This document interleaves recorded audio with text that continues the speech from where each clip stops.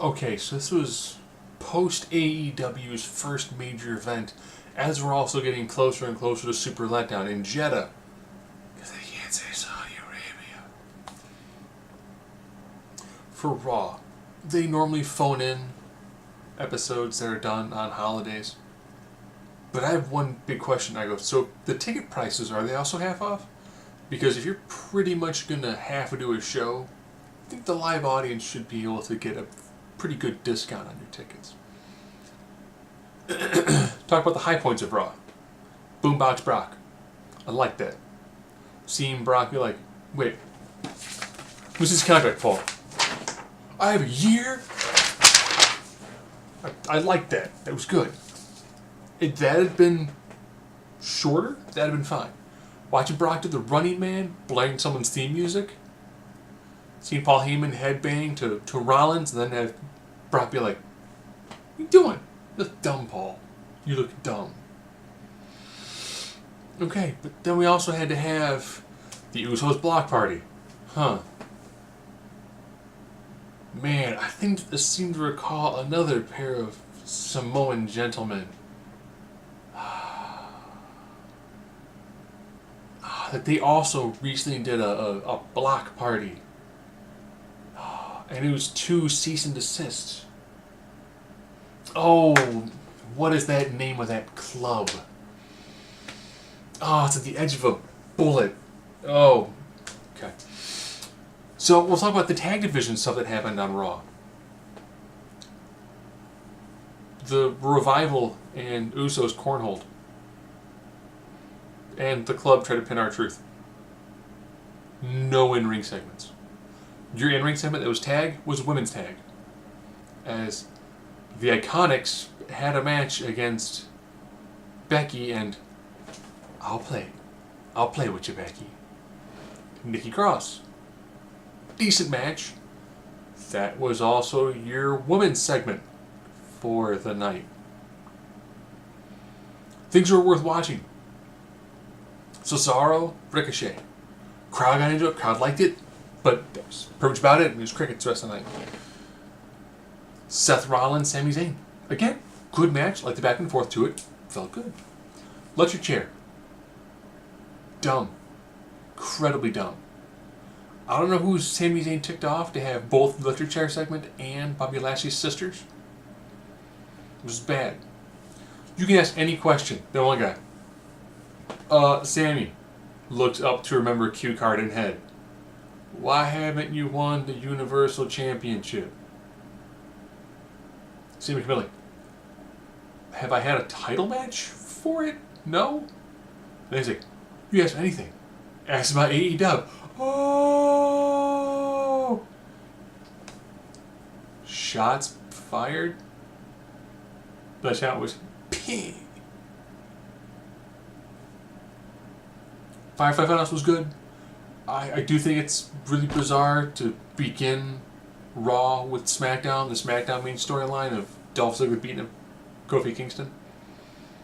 I mean, if you're going to run that on your other show, just run another show and do like a brief overview. You know, do it twice. So, yeah, that was Raw. Oh, how can I forget? The Fatal 4-Way Elimination match ended in one fall. One fall. So the E had already announced that Strowman and Lashley had a match. So they did Strowman, Lashley, Miz, Corbin, with the winner gets a chance to face Seth Rollins at Super Letdown. Had the E had some forethought, they might have not announced Strowman, Lashley. And then as they fought in the crowd, that could then be like, oh, since you guys cost each other your spots in a main event match, you now have a match at Super Showdown. Cool. But instead, it was a fatal 4-way elimination that had 2 people run away from the ring, which then led to Corbin beating The Miz. I always say we get to see Corbin Rollins, but I don't think a lot of people are going to be tuned into Super Letdown. I watched some of the greatest Royal Rumble, and yeah, I'm cool skipping it. Being a huge Shawn Michaels, Triple H fan, my wife and I, when we got married, we were announced as the Game of the Heartbreak Kid. I didn't even watch him come out of retirement to have a schlog match. So SmackDown. Lacey Evans, Bayley. Good match. I liked the back. I loved having Charlotte on commentary. I liked how Charlotte kind of cost Lacey the match. Bayley got the victory. It's like, oh, in your face. Lacey, that one's Charlotte. Lacey, Charlotte. And then Lacey attacking Charlotte, and Charlotte having the forethought to kick her shoes off and then boot Lacey in the face. It's like, oh, just after they had that bit where she's like, maybe Lacey and I should go for the tag titles. It's like, oh. There's a spot here. There's a spot here for tag belts. There's a spot for tag belts. And then she would have done everything. She would have main evented pay-per-view. She would have main evented WrestleMania. She's held every woman's title available at the time. She'd be a tag champ. She defeated Asuka. I mean, at this point in time, they're going to like a section of plaques. It's just the accomplishments of Charlotte. But it was good. It did a good storyline and allowed them to kind of go, okay, Lacey, you're done for the wild card. And I liked it. You did actually stuff where they're talking, they're sipping tea. But if you're going to drink tea classy, pinkies out, girls. Pinkies out. When it came to tag division, I liked the knock-knock joke. SmackDown Tag Division who? Exactly. I went, that's good. I like that. And then Heavy Machinery came down. Because, you know, they've had matches a while ago. And I do think the person's like, you eat meat. Meat's destroying the environment. Sticks and weights! That works. I think you give Heavy Machinery, you know, a couple squash matches to build up to Stomping Ground. There you go. Stakes and weights versus, you know, animals have beautiful souls and they're highly intelligent. I think that works as a feud. I mean, they're two opposite ends of the spectrum. It makes sense. I like the Aleister Black promos when I was like, you're thinking I'm trying to pick a fight with somebody. I'm waiting for someone to come looking for me. It's like, ooh, I like that. And instead of being like, I'm calling out you, Andrade, you know, for someone to have the gall to go after him. I like that. It's good.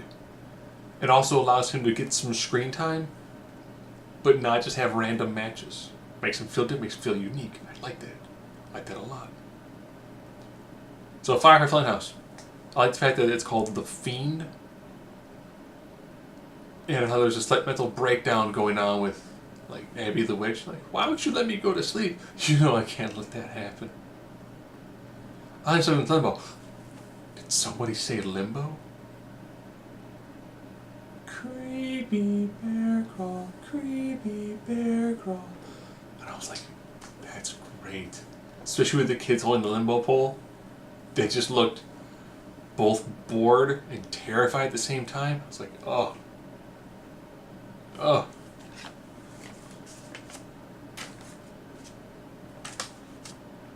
Take it. Take the money. Take the money. It's so good. I might almost want to buy a ticket to an event once I figure out where Bray's going to be at. I've never seen Bray wrestle.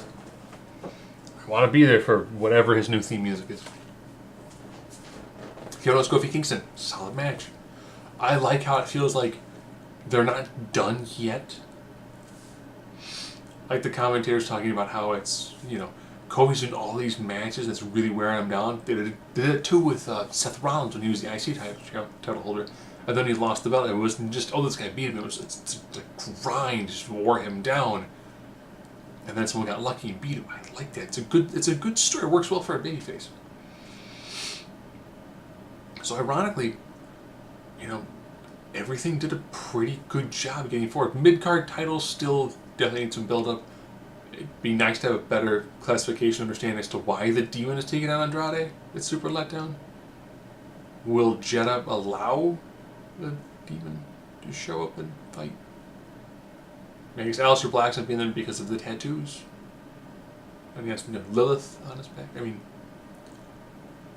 it feels like they need to be just a little bit more to fill in some gaps.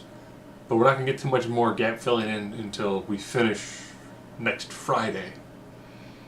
And then we get to go into Stomping Ground.